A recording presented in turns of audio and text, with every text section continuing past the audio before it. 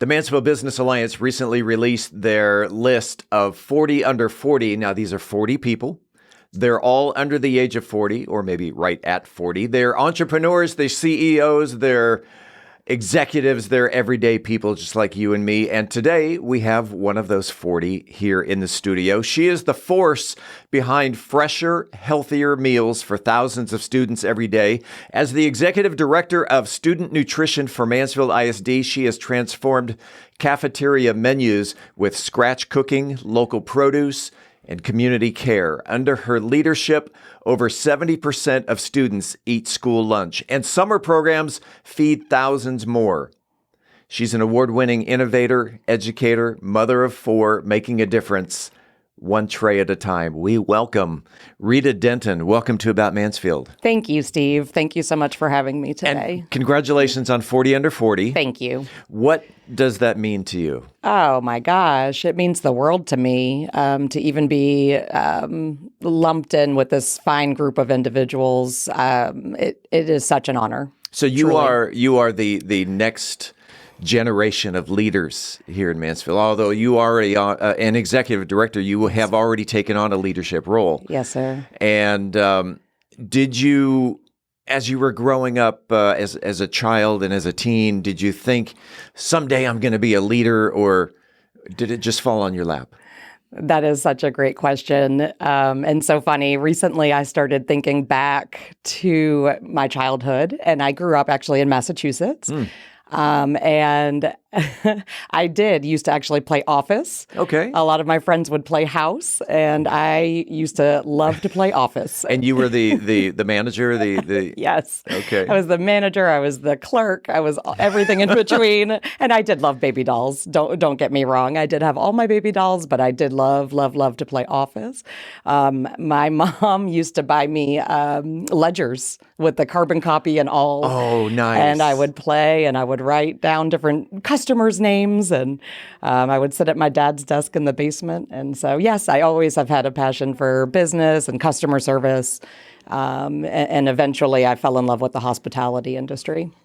Executive director of nutrition, student operations is the newer role. Give me the Reader's Digest of what your daily life is like. Yeah, of course. So in January, I did take on this newer role of executive director of student operations, and so in that umbrella is student nutrition, of course, custodial services, and transportation. Oh, wow. Yes. All the school bus drivers All the school bus drivers. You. Yes, sir. Okay. So I have just a touch under 1,000 employees in my division. Let's go back to student nutrition then. I know that student lunches are getting better.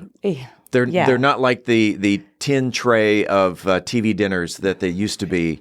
Right. And how are you helping develop that? Yes, definitely. When I first arrived in Mansfield ISD, I was coming from a similar role in Burleson ISD as their director of food service. And so when I started in Mansfield ISD, one of my greatest first initiatives was let's transform our heat and eat operation, kind of like you described with not so much TV dinner, but it was very much opening bags and opening cans of food to let's transform it to incorporating a lot of fresh ingredients. Let's cook. And the healthy students. Yes. Healthy students learn better. I was going to say, make better grades. They absolutely do. Yes. Are the agricultural program at Ben Barber? I know there's they have their own garden out there. Are you helping? Yes. So early on in the planning stages for the Tarver Rendon Agricultural Leadership Academy, they reached out to us in the nutrition department, and we hopped right on board with helping to determine what could we potentially do with those students' crops and their gardens. And so we got to work, and sure enough, at Tarver Rendon, the students do the harvesting. They bring bring the different produce items right to the kitchen. And then our amazing kitchen team washes and preps that food. And we actually put it out on a vegetable bar, fruit and vegetable bar, I should say. And all students are invited to come up, whether they're getting school lunch or not.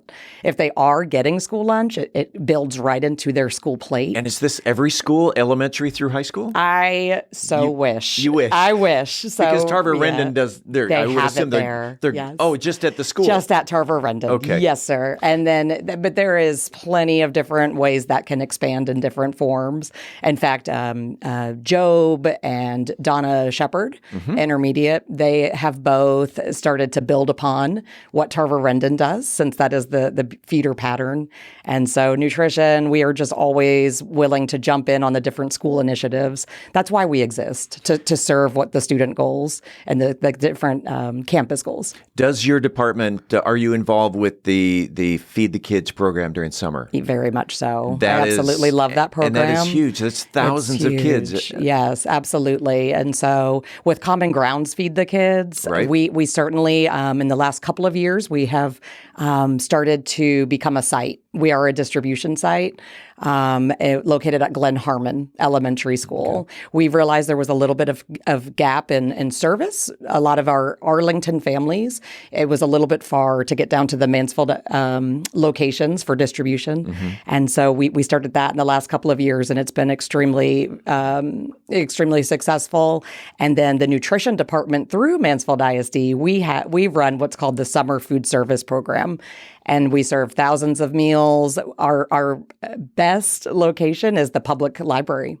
Wow. And so we started that about 6 years ago, 6 or 7 years ago. Shortly before COVID, we started that partnership with the public library. And so, of course, the programming at the public library is amazing. And we come in just for lunchtime. We don't offer breakfast at that site, but for lunch, we come in, and any child 18 or under can receive a free meal Monday through Friday. Wow. It's amazing. Kind of makes me wish I was under 18. Right. You're a busy person. Yes, sir. So let's talk about, because as I mentioned in the intro, you're also a mother of 4. I am, yes. How do you handle work-life balance? Yeah, so awesome question. The work-life balance, it doesn't necessarily exist in that exact format. Yeah. So I certainly have heavier work times where, I then rely on my amazing husband and my family to assist me. And then I have a lot of time for instance, over spring break, I get more of the family time to really soak in. There you go. But my kids, obviously, that is my most important job, is to be a mom. They are Mansfield ISD students, and so I just I love them so much.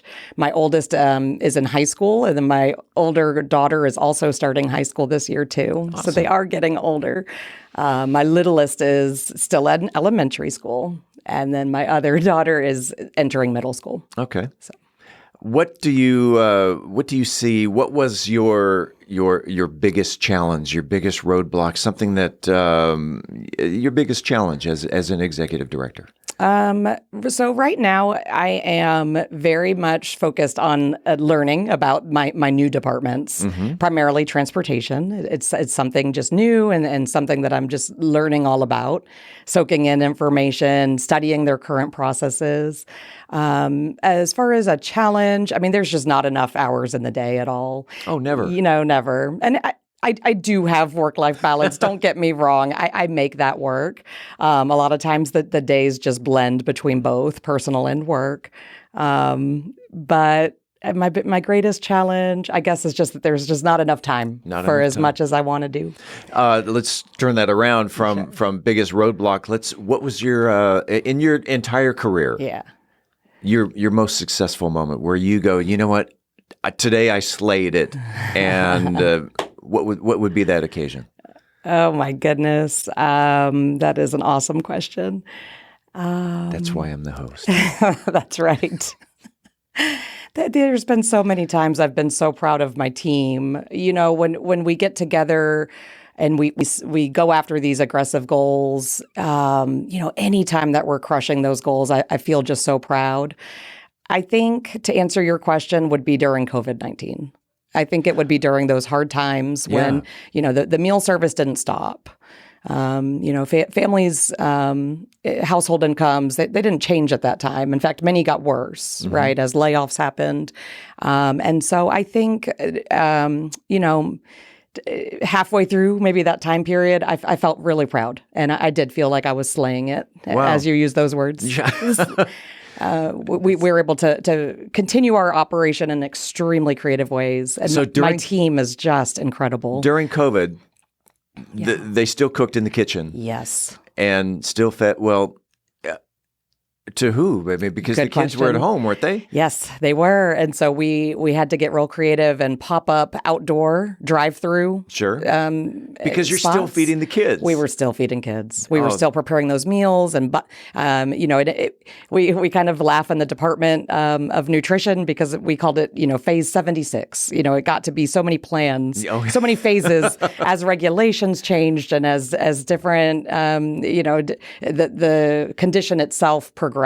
Yeah. We had to adapt and pivot and change, and we just every day we would just come in with a lot of unknowns, but with really positive attitudes and really with the focus of let's feed kids. And that's really what it boils down to. Going back to the greatest challenge, I mean, of course, the different regulations are a challenge. Oh, I bet. Yeah, changing regulations within school districts, even within federal programs like the National School Lunch Program and everything like that. So those are challenges in our day. Let's go back in time. Yeah. If current day Rita were to be face-to-face with 10-year-old Rita, what advice would you give her? Oh, man. I would say to continue to study really hard. Yeah. That's important. And I would say to, soak in the moment and enjoy each day. Don't get so caught up in planning for the future that you're forgetting about the current day. So that's what I would say to her. Live life. Live life. And enjoy it. Yes. There you go.